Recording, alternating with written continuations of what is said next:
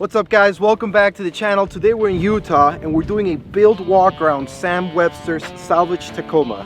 He bought this thing at a junkyard and he built it to where it is today.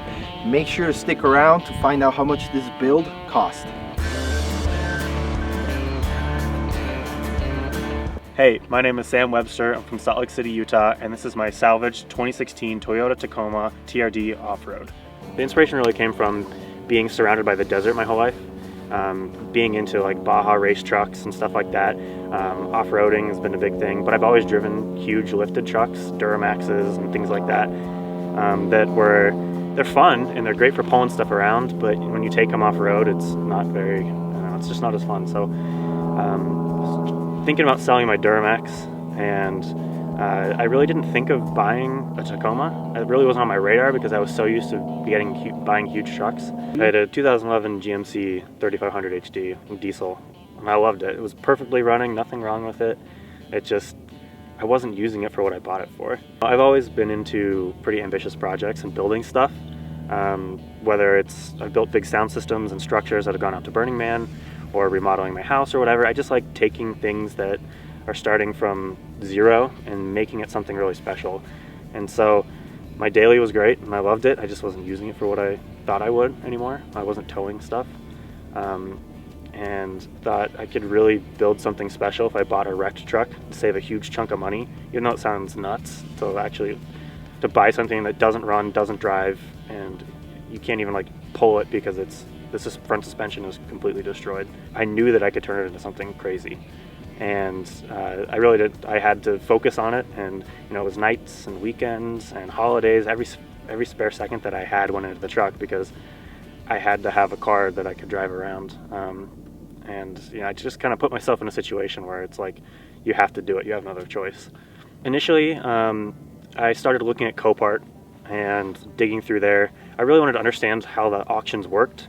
And then I spent like 2 months solid every day pretty much digging through stuff, saving the trucks that I thought were good and understanding what the damage was like, because the trucks that I focused on were ones that were rear-ended and ones that got in front-end collisions.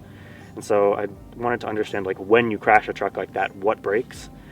And so after I had a good idea of like what is a good truck and what are the ones to avoid, I really narrowed my search field until something popped up.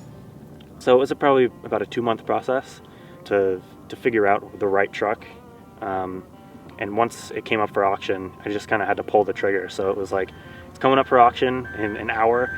It's like, I'm going to bid on it and just hope for the best. How was that like? It must have been an exciting adrenaline rush, just seeing it out there, getting excited, knowing that you're throwing money in this crazy project. Yeah, exactly. It was definitely scary because it's like, all right, you're committed now. Like you're throwing down the money to buy it. And this truck, in the listings, you could see that it was slammed down on the front, and it was listed as non-running, non-driving. And I had heard that if you put just like the little the lift kit that sits on top of the struts, and you don't make the bump stops bigger, if you go to full compression, you actually break the struts in half. And so I was looking at it and I'm thinking, I bet that's what happened. And so I had the Copart lot go out to the truck and shoot some video of it for me and take some more photos. And sure enough, it's exactly what I thought from doing my research. The struts were snapped in half. And the front end wasn't pushed into the radiator or anything like that too bad. So I thought I had made a good choice, but still, you're rolling the dice. Like, I never looked at it in person, and it was in a different state, so it's like, throw the money into it, and you just gotta go. I just kept posting on Instagram. It was mostly just for my friends and family. They could kind of watch the project I was doing. And one day, someone commented on one of the posts and tagged someone and said, "Hey, this looks like your old truck." And I was like, there's no way. There's absolutely no way that that's possible. And the lady commented back and was like, "Holy crap, that's my truck." And so of course I DM'd her and was like, "Hey, I would love to know more about the truck. What happened? First off, were you okay?" The story was she lived in Nevada. I picked the truck up in Reno, so somewhere in that area. And she was driving home on kind of a rural road and fell asleep doing 80 miles an hour. Oh my God. Yeah, and so she said she went off into these fields. Luckily there weren't any trees or anything because it was the middle of the desert, but ended up going through a couple of fences through these fields, and ended up like a quarter of a mile off the road. and said that was like one of the worst days of her life. I bought the truck for $12,000 and it had 78,000 miles on it. I have no formal training in any of it, bodywork, mechanics, or whatever. I got into cars in high school with one of my buddies. He was always building drift cars and really crazy Subarus and stuff like that, and went on to build Pikes Peak hill climb cars and crazy stuff. And so I've always like followed him around on his adventures, and it sparked something in me, obviously. I really didn't know what the first step was. It was just tear down. So when I finally got it home, it wouldn't roll, and so I had to push it into the driveway with another car and winch it part of the driveway because the fenders were sitting on top of the tires. And so that was number one, is like, I got to be able to roll this thing around. So get the old suspension off, and then I just bought used stock suspension from another guy that had a Tacoma. And so now I had something that I could at least maneuver around in my driveway a little bit. And from there, it was tear all the body panels off. Anything that's bent or broken, that's got to go. And after I dug into that, I could really see the extent of the damage. And I thought of the project as 2 stages, because it had a salvage title, which you can't drive on the street. So I had to get a rebuilt title for it. So I did a bunch of homework. One of my buddies is a highway trooper, and so he kind of helped me through the process of making sure I ticked all the boxes for getting it road legal again. So it went back into the stock form first. I was able to salvage the front fenders. I needed a new grille and a new plastic bumper surround for it. So that was, the game plan was get it there, get it road legal, and then you can do this stuff to it. The front end was what I tackled first. Cleaned up all the broken glass, cut off all of the airbags that had deployed first, ripped up all the body panels that were broken. Headlights were in pieces, crumbling off the front of it. It didn't have a grille.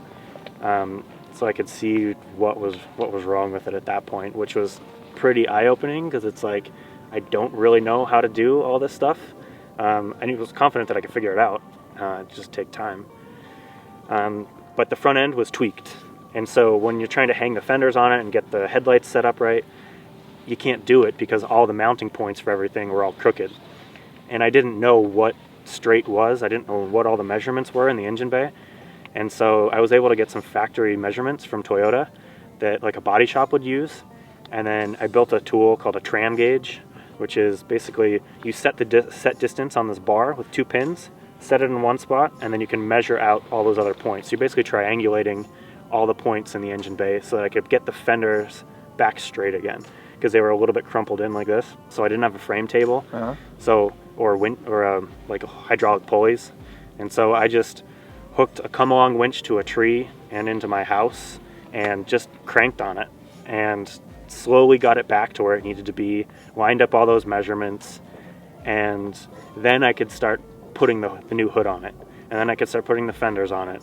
And even then, it takes a little bit of tweaking, a lot of tweaking, weeks of tweaking. How excited were you when you saw that the hood fit and it was like perfect? Oh, it was amazing. Yeah, it's a really good feeling going from like, all right, I'm making progress with this finally.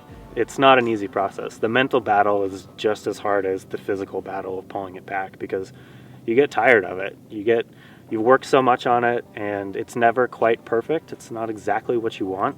And so you're always constantly beating yourself up. You're like, you're not doing it quite right, you know?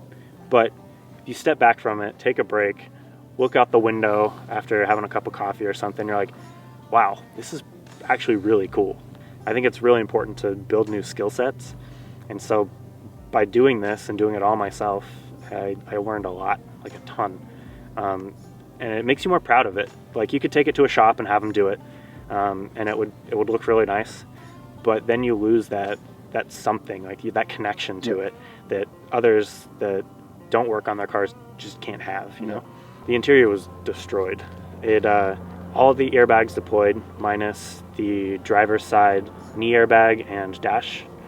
And then the windshield was broken, passenger window was shattered, and all the rear glass was shattered. And so the interior of the car was full of just like, I don't know, broken glass and dust from the airbags that have gone off. So that was a challenge in itself, learning how to properly reinstall the airbags so it's safe again, because that's part of the checklist. The airbag system has to be functioning correctly. So the front seat covers, which were probably the hardest to figure out, because on the side of the bolsters there are airbags, and those deployed, so the seat covers weren't good anymore. So when I replaced the airbags, I looked into just restitching them, and quickly learned that that's a pretty dangerous thing to do, because they use a certain thread and they stitch it a certain way so that they will open when you're in a crash. So I ended up having to reupholster the entire interior of the car. So every seat cover has been taken off and replaced with factory ones. I found an upholstery shop in Florida that pulls off the factory seat covers and then replaces them with leather, and so they were nice enough to send me the takeouts of the truck just like mine. So it's factory interior again, but the seat covers weren't salvageable. The front end was the most challenging piece of the whole puzzle, because you had to get it straight again, otherwise none of the body lines would line up. And so I was very meticulous about it and spent a lot of time making sure that everything was perfect and the body lines were nice, the doors lined up to the fenders correctly, the hood lined up to the fenders, the grille was right, because I've seen other rebuilds where it just doesn't look right, and you see that right away. I wanted people to look at this and think, like, wow, this is something nice, and they would never know that it was totally destroyed when I bought it. There was times where I was like, screw this, I'm done. Like, I'm just gonna push it off a cliff and be done with it. The front suspension, honestly, getting the old stuff off was relatively easy, but putting on the used stock suspension that I bought from someone else was a total disaster, because he sold me parts that were bent. And so as I'm putting them on, trying to fit them, I didn't realize that the parts were bent. I thought the frame of the truck was bent. And so I'm sitting there in the driveway, tools around me, all dirty, just being like, now I got to figure out how to cut the frame off the front of this thing and put on a new one, because nothing is lining up. I didn't know what reference points to use as what's straight, where am I measuring from? And turns out it was just bent parts, and so it wasn't a big deal. The frame was in totally fine shape. That was one of them. The other really frustrating one was the door was all smashed in on the passenger side, or the driver's side and rear door, and I had never done any body work, and I didn't want to buy a whole new door because it was pretty expensive. And so I had to teach myself how to do dent repair, and that was a learning process. That was a lot of nights in the cold trying to figure out like how to glue pull things, and eventually after like 2 weeks of messing with it, because I wanted to give myself enough time to actually learn it, and rather than just throwing in the towel and giving it to a body shop, I got it really close. I started getting the hang of it, and then used some body filler to finish it up, but that was really frustrating. That was one where it's like you're learning all these things, you're trying to apply them, and none of it's working, like at all, until something clicked, and then it's like, you feel the progress. You feel like, you're a little bit closer to your end goal. That's awesome, dude. Yeah. That is freaking, dude. Honestly, this is inspiring, man. I think the most challenging one for me was the wrap. I'm most proud of the wrap that's on it, because I'd never wrapped anything before. Out of the whole thing, the wrap was the most. I know that sounds crazy. I know that sounds crazy, but it's like, it's the exterior of the car. It's what everybody sees, and I spent a lot of time choosing the color for it. I wanted something that was understated, but still it looks pretty. It looks pretty cool. The wrap was a lot of work. I didn't understand the skill that's involved in it, and I didn't understand the amount of time that's involved. I went and had a quote done to have it wrapped, because I was like, this is something a professional should do. And they quoted me about $5,000 to do it, which was like way more than I was expecting to do, expecting to spend on it. So I bought the wrap and watched a million YouTube videos, tutorials, professional wrappers. I mean, at that point, when they told you like $5,000, you were like, oh yeah, I basically fixed this thing. Yeah. Right? Like, yeah. Like you had 5,000, I was like, 5,000? That's a lot of money. I was, yeah, that's a lot of money. My heart sunk when they said that. Yeah. I was like, oh no, this is going to be 3 colors for a long time. Definitely was like, I think it's the thing that I'm most proud of, because it was like, it really challenged me. And the goal was to get the truck done before wintertime. I bought it in early September, which of course that did not happen. I ended up working through the winter, and the wrap, you can't really use it in the cold. It gets really brittle and tears. And so I had to find a place that I could actually, that I could wrap the truck, like a heated garage. And so my buddy Anthony has this big, huge garage that's heated, and he hadn't wrapped anything either. And so the two of us, like, watching videos and like came up with a game plan, bought the wrap, and it took a lot of work. You had to basically disassemble the entire truck, take the bed off, take all the headlights off, the fenders, everything comes off, so that you can wrap behind everything, so you can't see any of the color for the original paint. But it was, the first weekend was 2 like 12 or 14 hour days with 2 people, and got it to a point where it was like, the front was mostly done, the cab was mostly done minus the door, and then the bed and the tailgate all still needed to be done. So they were nice enough to let me leave it there and come back throughout the week a couple nights, work on it some more, and then another full weekend, 12 to 14 hours with 2 people. And I really started to appreciate why they charge so much to do this stuff, because it's really time consuming, and you have to be really, really focused. Otherwise, if you mess up, you screw up a whole panel and you have to start over again. And it gets really expensive when you do that, which I did. Picked it up and I ripped the hood in half one time and did it on the doors. I left it on one of the doors just loosely one night, came back, pulled it off, ripped it in half. And it's hard, like, mentally it's draining, because you're like, I just did 3 hours worth of work and I just ruined everything. Was it worth it, or if you go back, like? I would definitely do it again. Honestly, it became fun. I started learning cool tips and tricks that helped me with it, and really wanted to make sure that it lasted a long time, because you don't want it lifting up on the edges and things like that. And I knew that I would eventually probably get sick of this color, and if I would have painted it, it would have been really hard to have the whole thing resprayed. But with a wrap, and now that I have this skill set, I can go and change the color if I want in a year or 2, and it could be, you know, transform the truck once again into something else. That's awesome. And how much did it cost you to wrap it? How much were you able to save? It's about $900. Oh wow, that's a big savings there. Yeah, big savings, $900. And I ended up having to order more because I ripped those panels by accident. But $900, and then I bet it was between 60 and 70 hours of work between, like, personally 70 hours, and my buddy 70 hours himself too, working on it. So it's time intensive, but I think it turned out great. I think it makes a statement. Dude, you did a solid job, man. Thank you. You love a challenge, huh? Yeah, I love a challenge. You love a challenge. I love a challenge. I don't. Dude, you really do. I'm not good at doing things the easy way. I would say 5 months to get it to where it is now. It's about 6 months later now. So I've been able to enjoy it for about a month, which has been wonderful. But to get it running and driving, that was probably about 2 months. And then it was probably 3 months of work after that to get it to what it is now, with the fiberglass and the long travel suspension and all the cool components that are on it. What about to get it approved, like to get it ready for the road? So get it for the road, that was about a 2 month mark. I went through and I got my hands on the actual training manual that they use at the shops for their techs to use to do the inspections on these things. And so I was able to go through and line by line do the inspection myself. So I was pretty confident that I had it all done. And sure enough, no problem. Walked out of there with plates in my hand and huge smile on my face, like goosebumps. It's like, holy crap, you actually did it. Like, that's awesome. And you drove it to the DMV. Like, this is nuts. That's awesome, man. That must have been insane, that moment. Yeah, that was a good day. Has it been re-geared? Have you gotten to that point yet? No re-gears? No, not yet. It's gonna happen.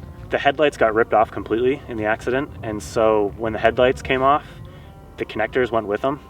And so I really didn't have any idea what the wiring situation was in the front. So it took a lot of investigating to figure out what was broken and where it needed to go. And for a lot of it, the headlight switch wouldn't work. And so I figured when the airbags went off, it messed with the clock spring. So there's like a a spiral of wires that's in the steering wheel that spins. So that's why you can use the controls on your steering wheel. And so first I had to go through and diagnose the clock wheel, the clock spring, and made sure that all the connections were working. And from there, then I started working my way towards the front of the vehicle, and was able to, after a lot of trial and error, figure out how the headlights were working. I actually emailed Spider Auto and saying, hey, your headlights aren't working right, you know, and it turns out it wasn't them, it was me. I had connections switched. But that was a challenge. And doing the airbag wiring was a challenge also, just because it's a lot of money for the airbags, and if I did something wrong and the airbags deployed again, that would be a really bad thing. How much were the airbags? I spent about $3,000 on airbags. On all of them? On all of them. The most expensive ones were the side curtain bags. They're about $1,100 a piece, wow, which was pretty spendy. So I did a lot of research into how to properly mess with airbag systems before I even remotely went around unplugging anything, because I've heard horror stories of people, you know, there's static electricity in their finger and they touch a connector and it fires the airbag or something like that, crazy. Which you could really hurt yourself if you were doing that. So the wiring was mostly the front end and the airbags, but after a while you started to figure out a pattern of how they wired stuff, and it started making more sense. The question that I've been waiting to ask you, how did you feel when this truck was finally ready? Dude, goosebumps. That's really the thing. Like, there's those moments in life where you like sit back and just like gaze at what you've accomplished, and it's like some of those moments are like graduating from college. You're like, holy crap, I'm here, you know.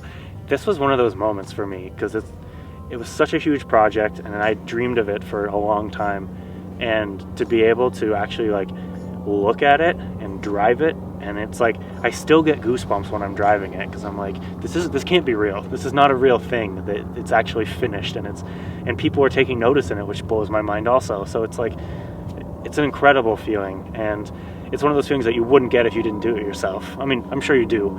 You know, you're proud of an awesome car that you bought or whatever, but having your hands on it and knowing that you thought through the whole thing, it's like, it's the best feeling in the world. Dude, I can't imagine, dude. That's awesome, man. Let's talk about how it currently stands right now. Sure. What suspension system do you have up in the front? So I went with the Dirt King long travel race kit, plus 3.5 on either side. And that's paired with a 2.5-inch King shock with the remote reservoir with adjusters. The suspension in the back is still stock. That's something that I'm going to be working on in the future. It's the next major thing. I kept the original wheels because I liked them. They're fuel off-road Vectors, 17x9, and the offset was perfect for what I wanted to do. The tires actually came off of my Duramax that I sold. I had two sets. I had these, which are BF Goodrich KO2 in the 35 12.5 by 17. I decided to keep those tires and put them on this because they're great tires. I've always loved them. All right, so for the fiberglass, I went with Fiberworks. I did the 6-inch bulge on both the front and the rear. I really wanted that wide, aggressive stance. I love the way it turned out, and it's a lot of work to put it on to get it to fit exactly how you want it, especially when lots of other things were crooked, but I love the way it turned out. For the front grille, I have the Raptor style grille. I liked it, just the Raptor lights are really cool looking, and this was a great option. I didn't have the truck did not come with the surround for the grille, so it was nice that when I bought that, it came with the full assembly. So for the headlights, I went with the sequential turn signal headlights off of TacomaBeast. I love the way they look. They make a statement, and they're nice and clean. So the only piece of armor that I have on it now is the C4 Fabrications front bumper, which I absolutely love. I had them do the wider version for me so that it would match up to the fiberglass since the body is a little bit wider, and it turned out great. For the engine bay, it's completely stock. I have made no modifications at all. The goal was just to get it back running and driving, which I've accomplished. I think in the future I'll probably do an intake of some sort, and then maybe a fuse block once I do, if I get a winch, or have a bunch of other accessories that are going on at a compressor or whatever. I bought it for 12. As it sits now, I've put 28,000 into it. So I'm actually below what I would have spent buying a stock truck with a clean title, which is amazing. But that's not including any hours that I put into it. So I estimate that I'm anywhere between 550 and 600 hours into getting it to where it is now, which is a pretty significant amount if you were to go and have a shop do it themselves. Every spare moment that I had for the last 5 months went into building that. Just crazy. Dude. All right, man. So if you had to give the advice for somebody to jump into this project, Yeah. what advice could you give? Biggest one is just do your homework first. No, buying a quality truck, even though it is wrecked, is really important because there's a lot of things that can go wrong with them that could cost you a fortune and you'd be in over your head. But I'd say do it. I mean, that's me, but I think you learn valuable skills. You get to meet a bunch of really cool people through the build, online, and you end up being really proud of what you've done. And it becomes this thing that you cherish, and in a weird way, it becomes like a part of you, an extension of you. So if you do it, check out Copart, check out forums, people that have done this before, and I don't know what I'm trying to say, and just Go for it. and just go for it. Yeah, just go for it. Believe in yourself, because it is possible.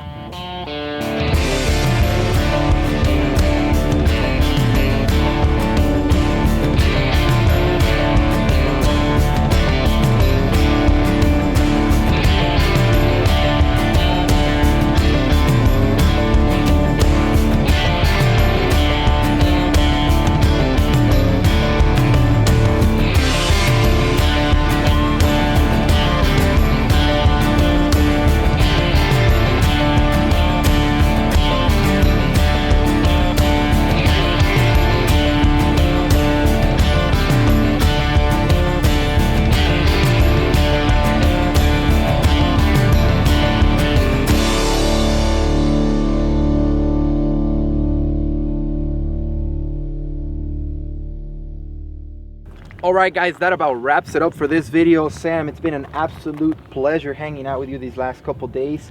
You absolutely killed it with this build. Oh, thanks, man. I really appreciate it. A great time hanging out with you guys, and I'm really looking forward to people being able to check out the build. So what's the best place for our viewers to find you? Yeah, so on Instagram, they can go to taco_taco, and I'm putting together a YouTube channel right now, so the link will be in the description below. So guys, make sure to check it out. If you guys like this video, make sure to hit the like button. If you haven't already subscribed, make sure to do so, and I'll see you guys in the next video.